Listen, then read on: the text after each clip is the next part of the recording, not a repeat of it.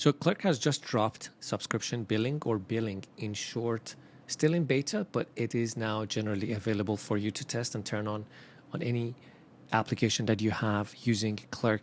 Now, if you've ever tried to build subscription into your Next.js app using platforms like Stripe, you know how tedious it can become trying to syncing your data between three different sources: your authentication, your database, and then your Stripe, managing this subscription or recurring billing, cancellations, upgrades or downgrades, different features that different plans would have. And I think Clerk has just made this extremely easy to implement. Now, I've been watching or waiting for this to happen for some time now. Last week, I was fortunate enough to hang out with the team and see this firsthand before it was generally available. But now we're going to walk through it from the features from a high level, and then we're going to implement this in an app together to see how it works. So subscription billing without a headache. It's the easiest way to implement subscriptions for B2B or B2C. So there's two different ways that you could do it. Either think of it as an organization having subscribed to a specific plan, and all the users within an organization would now have access to specific features, or that if your app is like direct to consumer, so it's a user-based thing, depending on which one you choose, these options and these subscriptions show up in different Clerk components. So we're going to talk about that. But they've already had this in mind when designing this. So no payment integration code to write, no UI work, and no webhooks, which is great. Again, if you have tried to sync Stripe and webhooks and with your database and bring in authentication in the mix between, it's complex, it's complicated, it can be done, and I've done it before in applications, but this just makes it way easier. So you can define and manage plans directly in Clerk. We're going to do this together. You can have access to user and subscription data at the same place. So in your Clerk dashboard, you can see user data and their subscriptions. You can do authorization checks for features and plans easily using Clerk hooks, functions, and components like protect. So for example, if you have this protect component that is like a controlled component, like similar to signed in and signed out components from Clerk, which we have used, that conditionally render different stuff. Now here you could say, hey, if they have access to team access feature, they could see the children, otherwise show this fallback. So with a control component like protect, you could just now protect against a specific feature. Or you can use the has function. If you've used organizations in the past, you know this function already. You could check permissions, roles, but now also plans and features. So these two are the two other things that you can now check with the has functions. For example, here, if you can see, we say if the logged in user has the bronze plan, if so, return so-and-so, and then you get the idea. So it connects with a Stripe to access different payment methods that Stripe provides. You could test it out without even connecting your Stripe, just like how you could test Clerk without connecting it to social logins and OAuth logins providers. So we would do this together.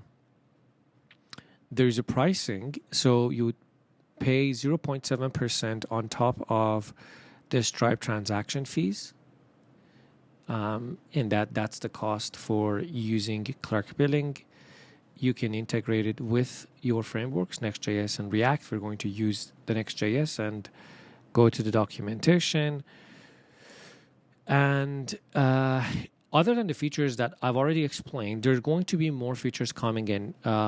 Primarily, I'm interested in two features: metered and usage-based billing. So imagine you're building an AI app and you want to charge based on usage, like token or usage-based billing.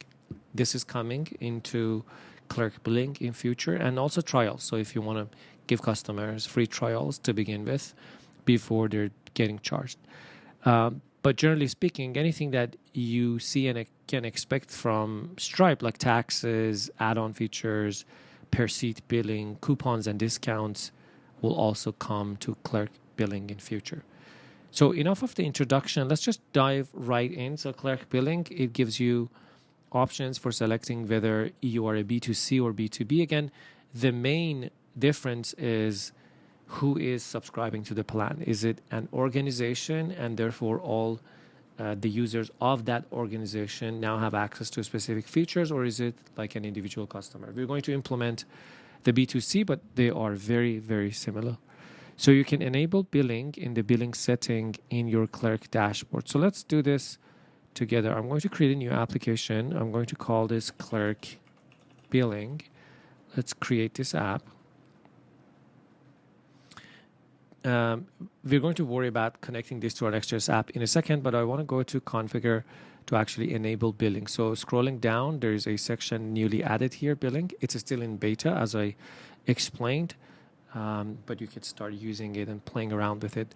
I'm assuming that some of the APIs might change as we're going from beta to actually stable version, but generally speaking, it should be the same way. So you can go to the settings.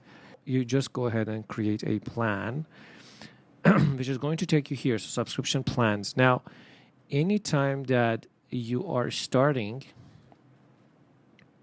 you would have this free plan already.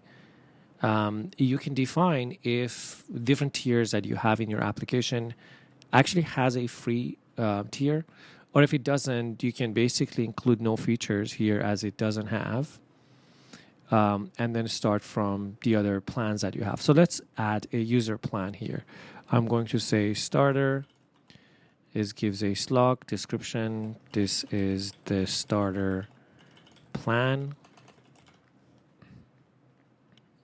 Let's say the base fee is $15. You can decide if there's any annual discounts. You see, like in your pricing table, you'll be able to toggle annual versus monthly, and publicly available. Now, if you toggle this on, which is on by default, it is going to show up in the pricing table and the user profile. We're going to see the user profile. It's basically when you have your user button and you click on it, it opens up where a user can kind of manage their profile. One of the options that will be added is actually the different plans. So if you turn this off as something that users won't be able to see, to be able to kind of upgrade or downgrade to that, you could turn this off so that it doesn't show. Now, the idea of the features is the functionality that you want to give to the user if they are on this plan. And this is what we're going to use, or when we use the has function to check if they have a specific feature, access to a specific feature, is actually the features that you add here. Now, some of them you can decide to show up inside of your pricing table. So, for example, let's say,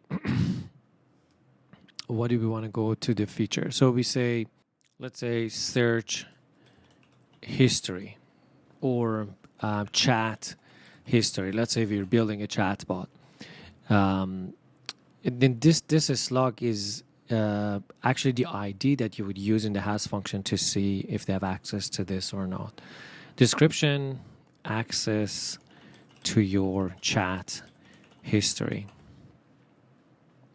Now, again, when you mark this as publicly available, it is going to show up in our pricing table and the user profile, which we're going to see. So we said create feature.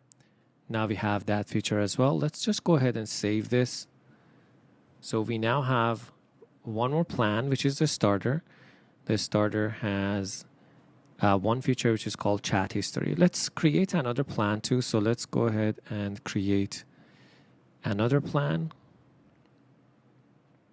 We're going to say, I don't know, this is business plan. This is the business plan. Let's say monthly fee is $30, and a feature would be, so we can select what we already have available as our features and apply this feature to our plan. So we have chat history because this is now a higher level plan, and we want to add another feature here. So we want to go to the new feature and say maybe admin dashboard. And this is access to admin dashboard or user dashboard, whatever you want to call this. So now on our second plan, we have not only access to chat history, but we have also an admin dashboard. We could go ahead and save this. All right. So now that we have created our plans, we can go ahead and enable billing. The idea here is that you can create as many plans as you want, but unless you hit enable billing, they're not going to be live. They're not going to be accessible to your users through their user profile. But once you're ready, you can go ahead and say enable billing. Now you're all set. You can add the pricing table component to your app so users can subscribe to your plans. Use the SDK to gate functionality in your app using the has and the protect method. Now the billing guide takes us to the billing, so that's what we already know. So let's go back and actually connect our application. Before I go ahead, we can see now that the billing is now set up, is enabled. And as our payment gateway, we are using Clerk Payment Gateway, or you can connect your Stripe account. So at this point, we're just going to go ahead with the Clerk Payment. But if you go with a Stripe, what happens is that you go through an integration step-by-step setup, and it just gets connected to your Stripe account, and then it uses a Stripe as your payment gateway. Now, this doesn't mean that you any plans that you have created here is going to also be created in Stripe. It's that Clerk just uses a Stripe as the payment gateway and gives you access to all the payment methods that is available in Stripe. So something to know. But for now, we're going to use Clerk Payment Gateway. So going to the documentation, if I just go to the docs, go to the quick start tutorials for Next.js. We've already created our Next.js app. So let's go ahead and actually add Next.js or Clerk to our app. Add Clerk Next.js. Now we're going to copy our middleware. We're going to create a middleware.ts.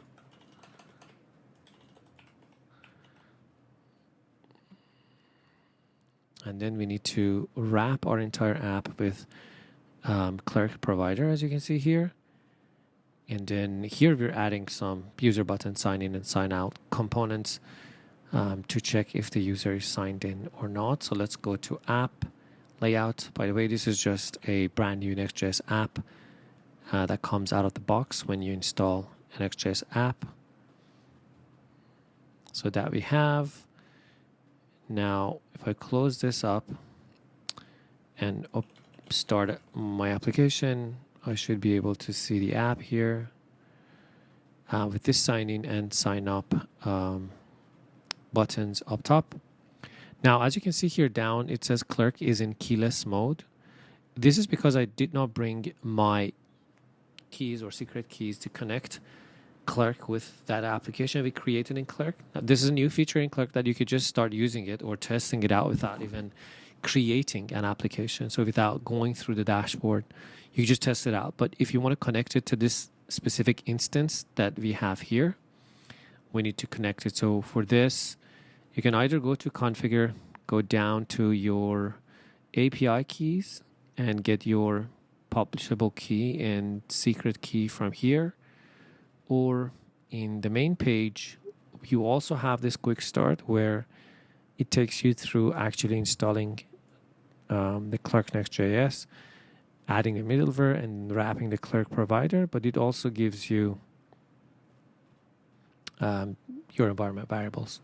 So back inside of our app, we just close this. Let's create .env.local. .env.local and then paste in these two. Now your secret key should not share this with anyone. I'm sharing it because I'm going to delete the app after this, so you need to keep this as a secret. But now our app is connected to our Clerk instance. That Clerk keyless mode that was down here is no longer showing, and now we can go ahead and sign into our application. So let's go sign in. and continue. So we are now back inside of our application. And if I click on the user menu, manage account, you can see there is a billing section now added here. All the users start on a free plan, as I mentioned, and you'd be able to now switch plans from here directly from the user menu. But we're going to also create a pricing page using the pricing table component that makes it even easier. So they have access from here. They can see their statements, so their active subscriptions and whatnot.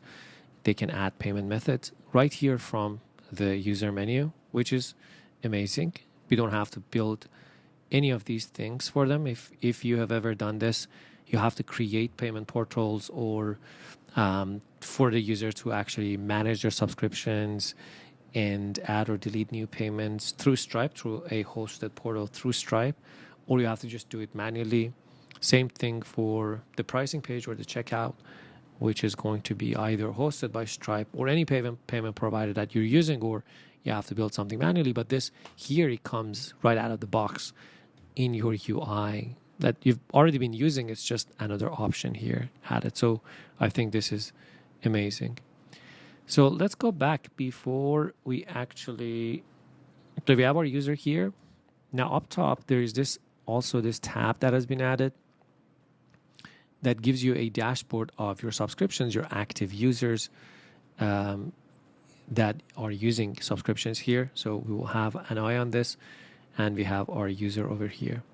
So the next thing that we can do, if I close this, so we created the plan, we added some features to our plan. Now we want to create a pricing page. So let's go ahead and actually copy this. Let's create a page called pricing.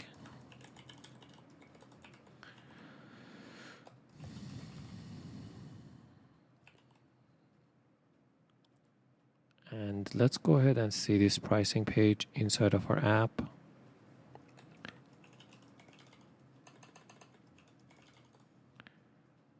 So now you can see this is the active subscription that I'm on. And now I have two more plans to choose from. And this is on the pricing page of my app using this pricing table. Now, if I make one of these plans not publicly available, as we were seeing when we were defining these plans, it won't show up here. It also won't show up in here either. So that's how you can control what shows up to the user. Also for the features. So one has chat history, as you can see here. And the other one, again, you can set this so it is not publicly available. So let's go back now. I want to test something. So let's say here we don't want to say chat history, or we do. If we just make this publicly unavailable, let's see what happens. So let's go to subscription plans. We have the business plan. And inside of our feature, let's turn this off. Or maybe edit feature and then turn this off. Update feature and then save. So I only want to mention that with this, you get access to admin dashboard for whatever reason.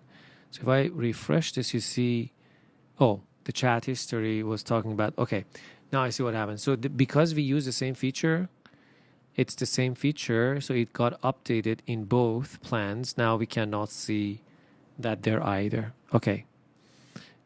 Because what I'm trying to implement here is to say, okay, I have access to chat history here, but on the business plan, I just want to say you have access to everything that we mentioned or all the features on the starter plus these other features. I don't want to list everything here. But I guess if you do that, it won't show up anywhere. We might have to think of a different way to implement that. So let's save this. And I'm sure this is going to change when it gets stable, but you get the idea. Okay, so let's go ahead and actually subscribe to the starter plan. it says that you are in development mode. So let's use a test card. Okay, so let's go ahead and subscribe. Payment was successful. Continue. So now if I go back to my manage account and billing, it says that I'm on the starter plan. You can still, and the payment method was added here. You can go ahead and switch to the free plan, to the business plan.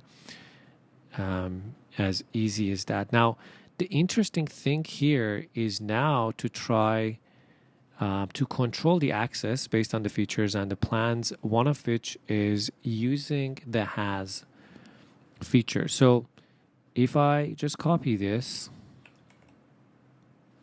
and let's say on the home page, I just want to know if this user has access to a specific feature. So I will turn this into an async function, get access to the has, and our plans is called, let's say we want to see if they're on a business plan. So has business plan. Okay. Has access to business plan, and then let's say yes or no. Okay, so we go back to the app. I don't have access to the business plan. If I make this a starter, go back, yes, I have access to the starter plan. We can also talk about the feature. So let's say, do I have access to chat underscore history? And this is however you define this log. So yes, I have access to chat history, but how about the admin dashboard? I don't have access to. So you can imagine that this, just using these checks, you'd be able to basically change what the user actually see here. The other way that we can control the access, it's through the protect function. Let's see if we have an example here. So yeah, an example would be if they have access to a protected page, they see it. If not, they don't. So let's actually implement this in an admin dashboard. So let's say inside of our app, we have a dashboard. And what I want to do is I only want to give access to dashboard if you are on the business plan. To the business plan, have access to this. And then we're going to receive the children. Well, I guess this needs to be inside of our layout, right? So let's add a layout here. The way that this is implemented makes more sense to be inside of a layout. Children, sure. So if you are on a business plan, you're going to see the children. Otherwise, you're going to see the fallback. What is the children? Well, this is the actual dashboard page, let's say. So I'm going to add a section, py24 div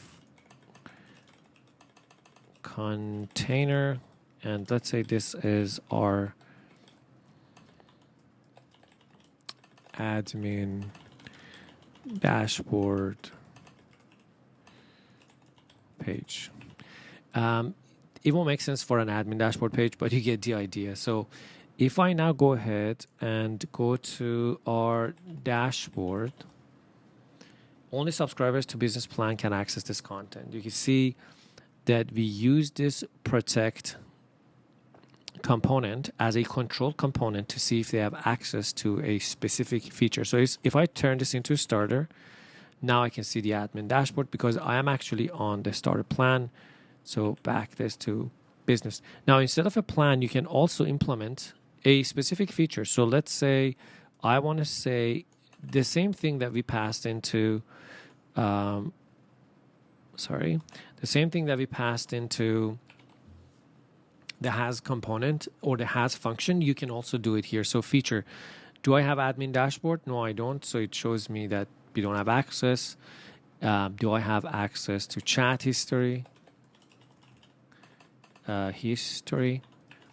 Yes, and then I can see the admin dashboard. Now, it gives you more granular control into what pages, what components can actually show, or you can use this protect as we're doing it here in a layout to control a downstream of subcomponents and subroutes from that point on. And obviously, you have access to the has function inside of your middleware too. So before you even return to the user, you can check to see what plan they're on, whether or not they have access to a specific feature, to a specific page, right inside of the middleware as well. I think it's very cool. It is still in beta, so more features are going to come, but I think we implemented subscriptions in our application within 30 minutes without having to deal with syncing webhooks, setting up Stripe, and then all of the necessary tedious tasks and steps that goes into listening to different events on subscription.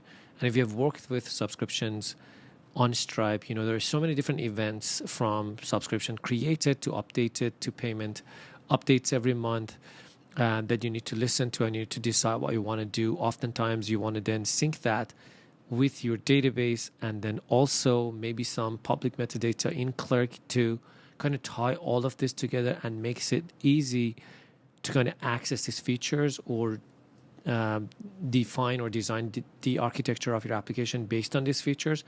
And this makes all of those things easier and all combined in one place. Now, before I finish, I want to show the dashboard for subscriptions. Now, we can see we now have one subscriber here. They're active. We can see their information. We can see their statements and invoices that they have paid right from one place. So if you go to your user now, I'm assuming that you can also see